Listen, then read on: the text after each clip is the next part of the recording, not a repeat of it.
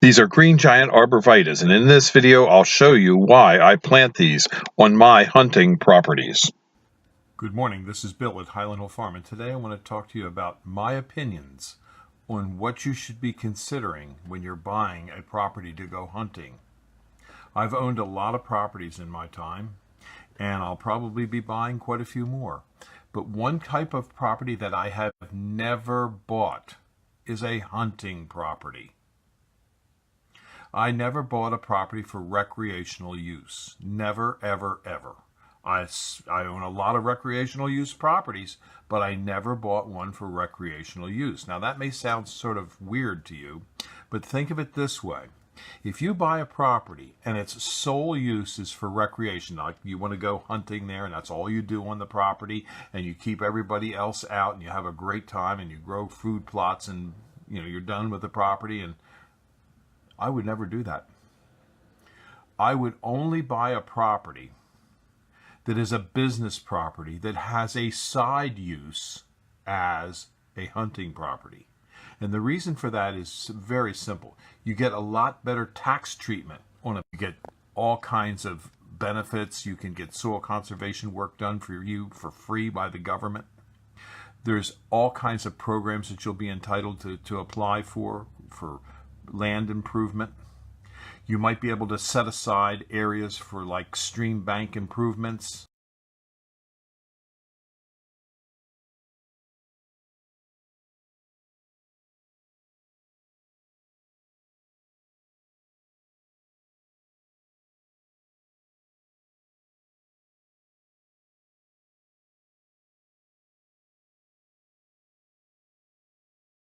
To do what's called a 1031 exchange. It's an IRS 1031 exchange. And that means what I do is I sell the property through an intermediary who then buys another property for me and then exchanges the properties. So at the end of the day, I just have exchanged a property, never selling a property. And that way I never have an IRS tax bill. What it does is it pushes the tax bill out further and further and further. Now, there's all kinds of estate planning techniques and tools that you can use, and you'll need to see your attorney for that. For example, you might want to create a life estate where you only own the property during your lifetime, and you let your children buy a remainder interest in the property after you've died from the current owner from whom you buy your property. But you got to see your attorney for that, because that has very good tax implications, because when you die, the property is no longer in your estate.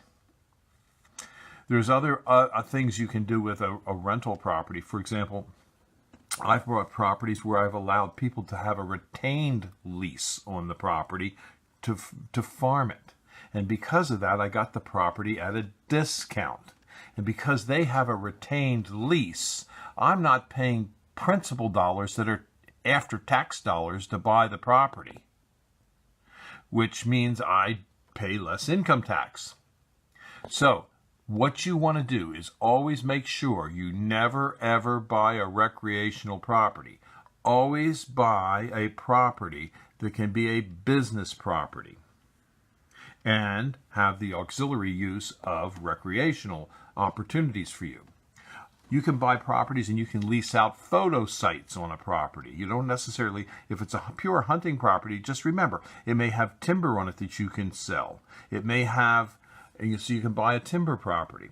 It may have mineral rights that you can sell. It may have arrowheads, Indian artifacts that you can let people go hunt and charge a fee for. It may have paleo rights. For example, there may be dinosaur bones on it that you can let people go dig up and charge them for.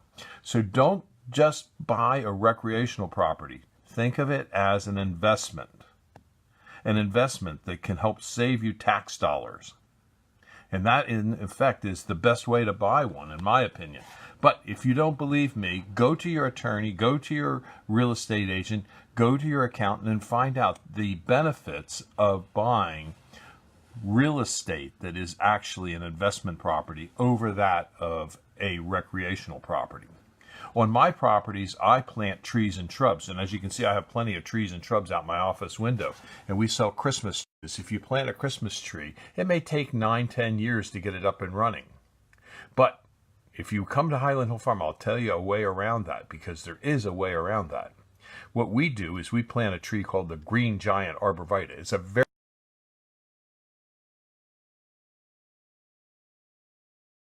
is easy to grow, and we start selling it within 1 to 2 years of planting it in the ground. So you'll want to come to Highland Hill Farm and see our operations, and I'd be glad to tell you all the secrets that I've used over the years, because I don't care. It's not a real secret. It's just what I do and how I do it, and I'd be glad to show you and tell you how we do it and why we do it. If you have questions about arborvitaes, give us a call at Highland Hill Farm. This is Bill. Our phone number is 215-651-8329. Thank you.